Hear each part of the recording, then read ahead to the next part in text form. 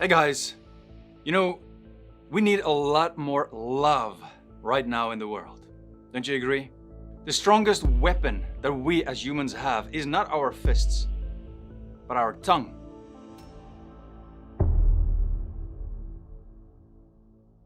Proverbs 18 verse 21. Death and life are in the power of the tongue, and those who love it will eat its fruits. When you look at your life right now, the people in your life, the people who you work with, at home, your friends, your family, think about them. Do you use your tongue to build them up or to break them down? Are you using your words the way God wants you to? Colossians 4 verse 6 says, let your speech always be gracious. Not sometimes, always. Seasoned with salt. If you eat food without salt in it, without spices, it is bland, it is ugh. And that is how it sometimes feels like to people when you just speak to them, just carelessly, not thinking carefully of what you are saying to them, building them up, giving them salt with their food, salt with your words, so that you may know how you ought to answer each person. Even if you are a parent, fathers and mothers, I'm talking to you. Do you speak with your children the way God wants you to? A lot of people say, oh, you shouldn't spank your kid, but they verbally abuse their kids, and that is a lot worse. Many children today grow up with parents who verbally abuse them, and it wrecks their lives because of it. Because now they grow up with low self-esteem and they believe lies about themselves. In my new book, Bold Pursuit, a 90-day devotional for men seeking the heart of God, I wrote, the tongue has the power to destroy. One moment of frustration or anger, one impulsive choice of words, or one momentary lapse of judgment can change a person's life forever. James warned, and the tongue is a fire, the very world of unrighteousness. The tongue is set among our body's parts as that which defiles the whole body and sets on fire the course of our life, and is set on fire by hell. James 3 verse 6. Yet, we can also use our words in positive ways. First, we can use our words to honor God's sacred name. You shall not take the name of the Lord your God in vain. Exodus 20 verse 7. God gives us the privilege of using His name in our worship and prayer. Speaking it draws us closer to Him. On the other hand, misusing His name puts distance in our relationship with Him. We can show others what it means to be a new creation by refusing to use OMG or any variation of the Lord's name as a thoughtless expression. I don't know about you, but I am so tired of hearing OMG every single time a TV is turned on somewhere. We should not use the Lord God's name in vain and carelessly as a thoughtless expression. Do not mock God. I also think some of us speak too much and too fast, not thinking about what we are saying. And you see, when we do that, when you say, oh, I just spoke and I couldn't control myself, you're believing a lie because you're acting in the flesh, not in the spirit. Because you see, every reborn Christian received God's Spirit, and the fruit of the Spirit is self-control. So if we say, I just spoke and couldn't control myself, couldn't help myself, we lie. Galatians 5 verse 22 says, but the fruit of the Spirit is love, joy, peace, patience, kindness, goodness, faithfulness, gentleness, and the last one, self-control. Some Christians even say things like, I've always been like that. I talk a lot, so just accept me as I am.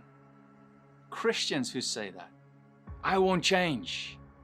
Well, God's word says that you have been changed if you are a true reborn Christian. You believe a lie, and if you believe that lie, you will continue to live in that lie. It's a lie because that is the old you, the fleshly part of you. When you came to Christ, you became a new creation with the Holy Spirit in you that gives you self-control in all situations. And for those of you who say, I don't want to change, God's word says you have to change. James 1 verse 19, let every, not some, every person be quick to hear, slow to speak, slow to anger. As reborn Christians, we need to control our tongues through the Holy Spirit. We need to take every thought captive and bring it under the obedience of Jesus Christ and live according to the Spirit in us, not according to our flesh. And that includes gossiping, speaking vulgar words, cussing. And apart from that, no other filthiness should come out of your mouth. Ephesians 5 verse 4 says, let there be no filthiness, nor foolish talk, nor crude joking, which are out of place, but instead, let there be thanksgiving. When we talk to people, we need to be wise. We need to say the right words, but also in the way that we say it, it has to be wise. Because sometimes how you say something is more important than what you say. Proverbs 12 verse 18 says, there is one whose rash words are like sword thrusts, but the tongue of the wise brings healing. At the beginning of this video, I said we need more love in this world. But how do we physically do that? We do that by focusing on other people more than we focus on ourselves. Understanding, having empathy, knowing what they need from me right now. And how God wants me to talk to them.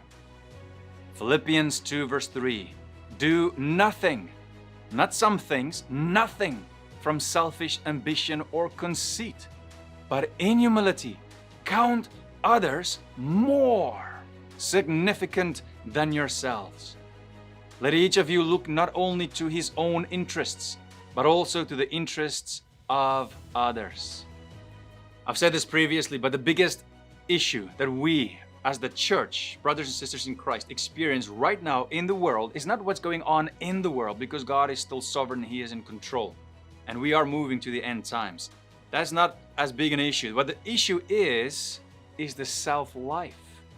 That is the biggest danger you have. I wanted to share this video with you today to remind you that you are the light of the world, and a light cannot be hidden.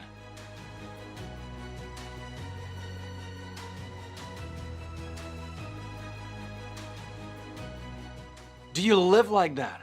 Do you use your words to glorify God, to bring Him glory and honor? Or are you using your tongue in the exact same way as the rest of sinful mankind? Matthew 12 verse 36, Jesus says, I tell you, on the day of judgment, people will give account for every careless word they speak. I want to ask you today to start to really focus on the words you bring out of your mouth. Think before you speak. Bring it under the obedience, under the lordship of Christ. Use your words the way God wants you to. To be a light, to be a sweet-smelling aroma to other people. And when you speak, speak through the Spirit to build people up and not break them down. Ephesians 4 verse 29. Let no corrupting talk come out of your mouths, but only such as is good for building up, as fits the occasion, that it may give grace to those who hear. And do not grieve the Holy Spirit of God, by whom you were sealed for the day of redemption.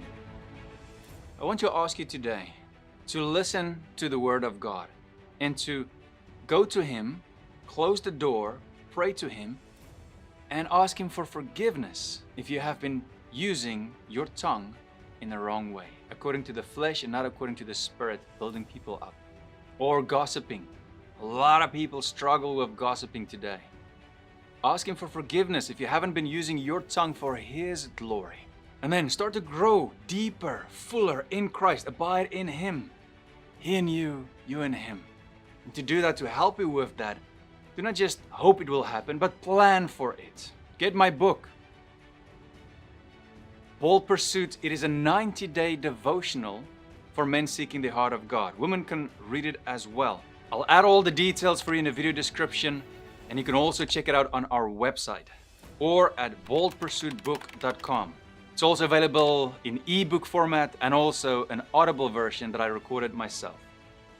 And then you can also grow by watching these playlists here. So remember to subscribe so you won't miss anything. And always remember, God loves you. And I love you too.